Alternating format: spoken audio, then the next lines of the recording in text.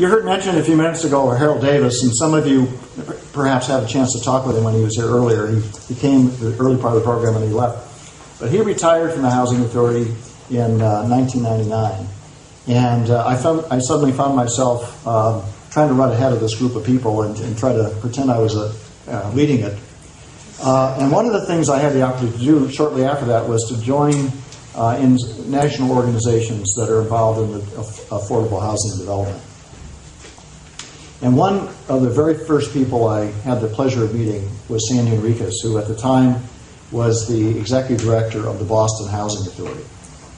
Sandy was another member of the organization. She was a member of the board of directors. And not long after that, she was elected to be the president of the Council of Large Public Housing Authorities. Now, the Council of Large Public Housing Authorities is about 65 to 80 housing authorities. It varies from year to year, that are really on the cutting edge when it comes to what's happening in affordable housing involved with public housing and Section 8 across the country. And somehow, I don't know how she did it, but she had the energy and the time and the commitment to serve as president of the Council of Large Public Housing Authorities while running the Boston Housing Authority, which is itself no small feat. Over the years that we've known each other, we've become good friends, and I've grown to have a great deal of respect and admiration for Assistant Secretary Enriquez. And I was very, very pleased when she accepted our invitation to come and speak with us today. So it's my pleasure to introduce to all of you the Assistant Secretary for Public and Indian Housing, Sandy Enriquez.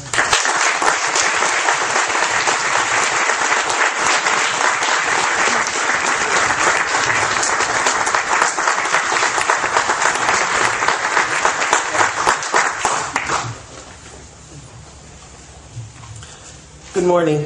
Good morning. John and I have what we call a mutual admiration society. And in large part, I couldn't say no to coming out here because of John. It also is an opportunity to see and to live out what he's been doing with all of you for the past more than a decade and how it's all come to fruition, and to say, in large part, both thank you to you, but especially thank you to my friend John Gressley. So let me just sort of start in with my prepared remarks. Staff does these remarks for me all the time, and I want to thank David Lipsitz, who used to work with all of you, a number of you here, and who now I have the pleasure of working with in Washington. They prepare remarks for me, and sometimes I stray, but I will try to be on script today. How's that? I do want to say that on behalf of President Obama and Secretary Sean Donovan at HUD and all of us at the Department of Housing and Urban Development, thank you to Oakland. The care and collaboration with which you have rebuilt this development has set a new standard for us in affordable housing, and we must continue to aspire to the goals and the bar that you have set. I would like to recognize the local leadership and the community commitment by the residents here, by the Oakland Housing Authority staff, by the larger Oakland community, and by the architect and all the people who have really made this come to fruition so that we could be here today. I want to go back and re-emphasize, but most particularly thank you to the residents of Tassa for your perseverance, for your belief, for your ability to hold people's feet to the fire to get this job done. Without it, this would not have been possible.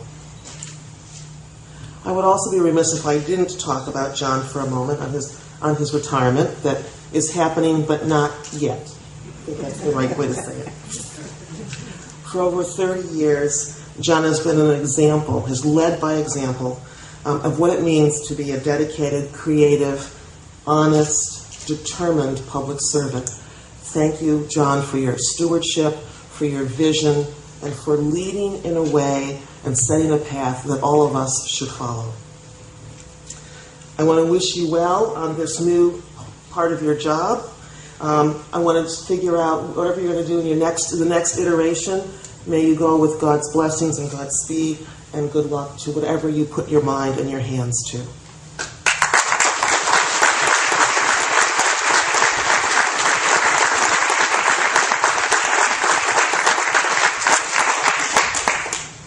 So you've heard from people before. That's the hard thing about going last. But I want to talk a little bit about what makes Tassa so special.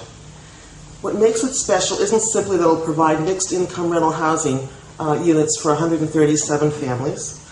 It isn't just that Tassa turned a defunct pasta factory into additional 20 units of supported housing for families who are affected with HIV and AIDS. And it isn't just that Tassa supported hundreds of construction-related jobs. And it isn't just that the residents of Tassa and the neighbors in East Oakland were tremendous partners involved and committed to working with John and Phil and the rest of the talented staff at the Housing Authority. Nor is it that this development has green design features and is being nationally recognized for using building materials and principles that promote resident health. Rather, what is special is that when you add all of these characteristics together, that this project embodies the 21st century way of designing and building affordable housing. That it happened here in East Oakland is a testament to this community's commitment to sustainability, inclusivity, and equality, access to social housing for everybody.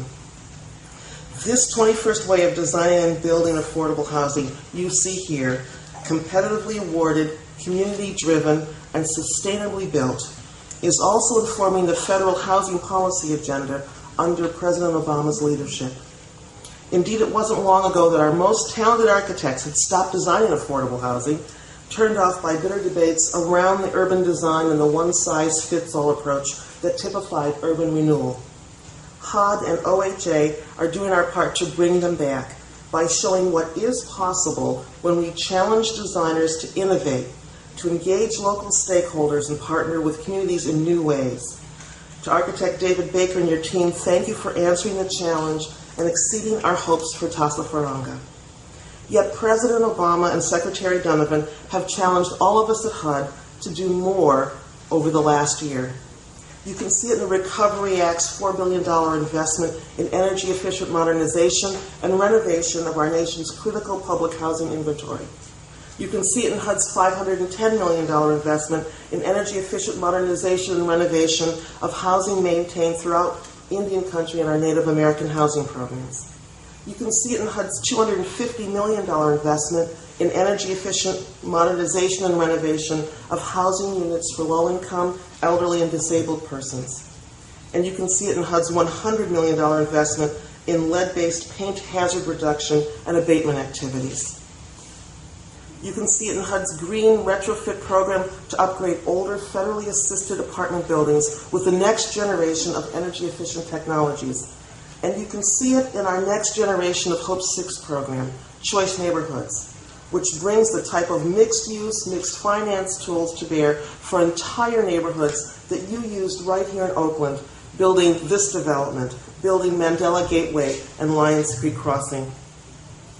Like Tassa, each of these efforts reflect a commitment to a new kind of sustainability, not just the environmental sustainability of green roofs and compact fluorescence, but also the social and economic stability that can only result from housing with a mix of incomes and uses. A commitment not only to housing and investing in affordable rental housing and community development, but at a scale that is truly game-changing, that can leverage other public and private dollars and brings new partners to this table. And so today, as we reopen Tassafaronga and celebrate with historic milestone for affordable housing, we celebrate what housing ought to be in the decades to come, from its inception to its design, to its construction, and to its occupancy, and to the life of the people who live here. As our neighborhoods and our nations emerge from an economic crisis, as our cities are built back stronger and smarter, we can all learn from the work you have all done here in Oakland, in East Oakland, and here at Tassafaronga. For that, thank you very much. We look forward to your leadership continuing and from the lessons learned that we can apply on the national level. Thank you.